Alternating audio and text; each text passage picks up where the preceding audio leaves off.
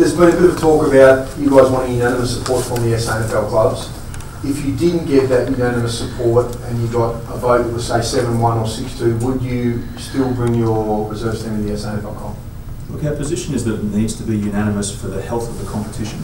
And we genuinely see, and the Commission in turn have seen, and have endorsed it to the league directors, that there is a 10th team and it is the Adelaide Football Club support team. Now, on the basis of all of that, the next thing you need is unanimous support, because that's going to create the healthiest situation for growth and the integrity of the competition that everyone craves for. So, you know, if we've got some clubs at the moment who are concerned, and we understand, Mark, why they would be concerned, because they've only really got good information in the last few days.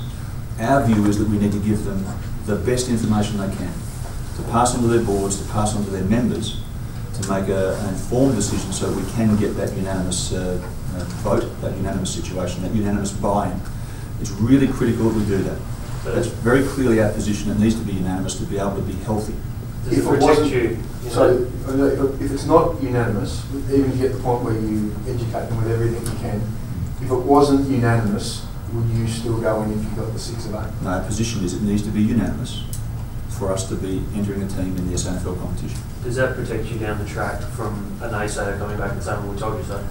Well, that would be the glass half full approach to it. Our view is that for it to be as successful as we want it to be, and there are some doubters out there, and one thing I don't want people to doubt is our intent to work with the SANFL clubs, to respect them and their competition, and to work with them to get the best outcome.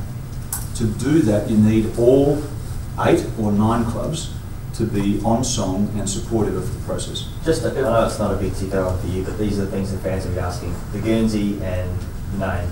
Can you just give us some detail? Well, what we found when we spoke to the SANFL clubs is that by and large, not exclusively, but by and large, there's a view that it would be better not to be playing in the Crows jumper. Now, our proposition at the moment, therefore, on the weight of numbers, is not to do that. But the next best question then is, well, what would you play in and what would you be called? And despite what's been previously talked about and published, we don't have a view about that yet. We just don't. It's a point of detail as to what the strip might be, what the name might be.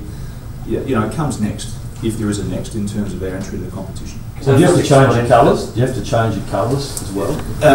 What really is important to us, if we're saying that we wish to respect the SANFL competition and the wishes of its clubs, what we're hearing in talking to those clubs is that what they don't want is a massive Crows presence on an SANFL match day that could cannibalise, if you like, could dominate the landscape on an SANFL day, and we don't want to do that. That's not our intention to do that. Our intention is to have our extra players play together for the benefits of retention, of their development, and ultimately our success as a football club. But it is not to try and find support on the mounds of the SANFL clubs. It is to work with the SANFL clubs to build their memberships, to build their attendances, to make it a really vibrant competition that so many of us grew up in. And we think we can do that. We think we can add to it rather than be a threat to it. Some think it would be a threat if we turned up in the gear. Okay? And so we're respecting that view. The hardened cynics, Andrew, would say, well, it's still a Crows outfit, even if it's a different colour. The view that most clubs express to us is that there would be enough degrees of separation by doing that, that it is a distinction that would be important for them on match day. In simple terms, right now, given there's a bit of angst, some say yes, some say no, are you confident you will have a team in the SAFL in 2014? No, I'm not confident. No, I'm not, and that's because I don't have any basis to be confident at the moment. What's the full What I do know, Ian, is that these clubs have only just been provided with detailed information, and so we will get back on our bikes and make sure that if any further information is needed by those boards or by their members, that we'll be there to offer it. So I can't give you an informed opinion about that, about any level of confidence. How frustrated with Port Adelaide are you that made her EP?